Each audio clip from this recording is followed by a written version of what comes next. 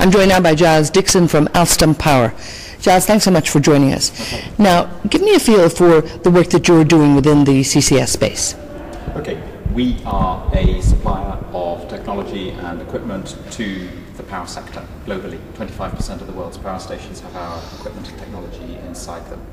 We believe passionately in clean energy generation. We've therefore invested a large amount of money in the development of CO2 capture technologies, focusing on two technologies specifically: post-combustion capture and oxy-combustion capture. We are currently operating 6 pilot projects across Europe and North America where we are piloting our CO2 capture technologies. I'm pleased to report that those 6 projects are performing well. We are capturing 90% of the CO2 that is being emitted from those projects, and that CO2 has a purity of 99%, and that's in line with our expectations before these projects started, so we're very pleased. Now, when you come to a gathering like this and talk to some of the key players involved, many of them who are actually involved in some big projects, how important is it that you're here in maybe a knowledge-sharing position in many ways? Yes, well, we are delighted to be able to share our positive experiences from the 6 projects that I've mentioned to you already. We believe that CCS is a technology that's going to need to be deployed on a massive scale globally if the world is going to meet its very ambitious climate change and energy security targets. The International Energy Agency has said that if we want to cut global CO2 emissions by 50% by the year 2050, then 1/5 of all of that emission reduction effort has to come from CCS. And if we don't use CCS, then the cost of making those emission reductions will be 70% higher than it would be if we do use CCS. So the economics are there. It looks like a win-win situation for everybody.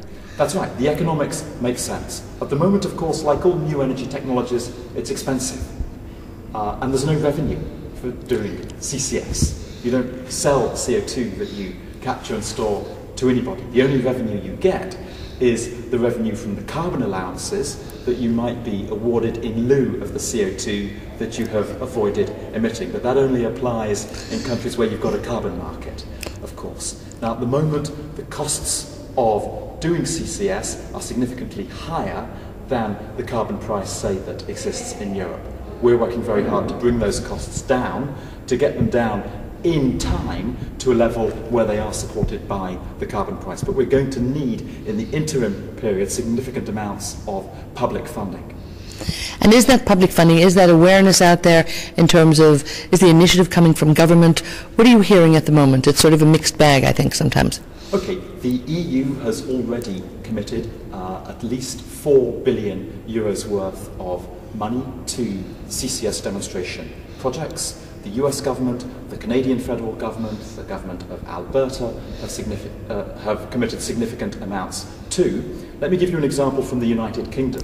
The UK, a few months ago, passed a law in its parliament which is going to lead to between 2 and 3% being levied on all consumers' electricity bills to finance the development of 4 CCS demonstration plants in the UK.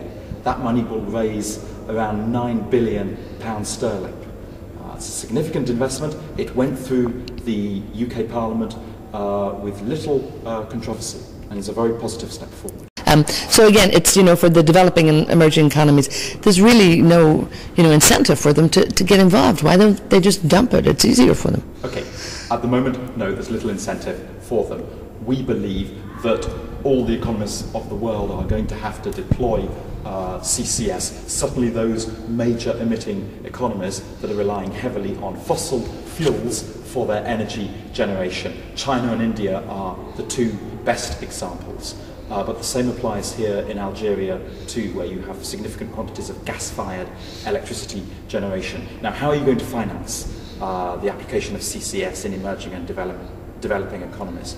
Well, you're going to need to ensure that the international financing flows, which are emerging now, at Copenhagen we already saw €30 billion of fast-track financing put on the table. That amount is now going to increase as the international negotiations progress. we need to find mechanisms within that whereby that financing can be used to support CCS projects. At the moment, the CDM mechanism, the Clean Development Mechanism, cannot support CCS. We don't think that's right. It needs to be put in the CDM and also in the other international financing mechanisms that are going to be created as a result of these ongoing international climate negotiations. Are you optimistic that that will actually happen? Yes, we are. When you come to a gathering like this symposium, the International Energy Forum has brought a lot of people here together on this, and again, the dialogue is there at least, and everybody here, you know, probably thinks like yourself in that sense. So the support is here from a varied group of people around the world. How do we bring everyone else on board?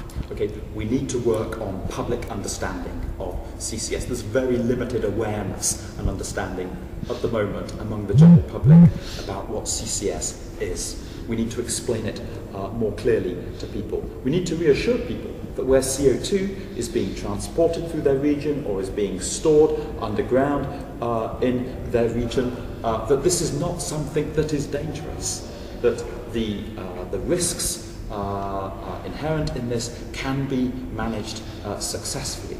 But there's a big job we need to do of explaining the technology to the general public. The same applies with all new energy technologies when they're first developed, of course. But this is something that actually can be done now. It has been proven that it can actually reduce emissions, so it should be something people get on board with. It should be. It is already happening. Let me tell you about a plant that we have helped to set up in West Virginia, in the US. It's a coal-fired power station, 58 megawatts. Since October last year, it has been capturing the CO2 from the station and storing that CO2 in a saline aquifer underground, directly underneath the station. This is now the world's largest operating CCS on coal installation. That's a success story, and it has been fully accepted by the local population. Do you think the International Energy Forum can actually be one of the leaders in maybe bringing everyone to the table for the dialogue? Oh yes, the IEF has a key role to play in the communication that I have described. The IEF and other international fora as well. Ultimately, if it's only people like my company, the industrial players, who are saying this is a good thing to be doing, this works, it's safe, the message will have less credibility than it will have if it's being reinforced also by independent international organisations, both public and private organisations like the IEF. And NGOs have a key role to play here as well. And there are a number of NGOs which are ready to get engaged in explaining to people that CCS is the right way forward. Super. Thanks so much, Giles.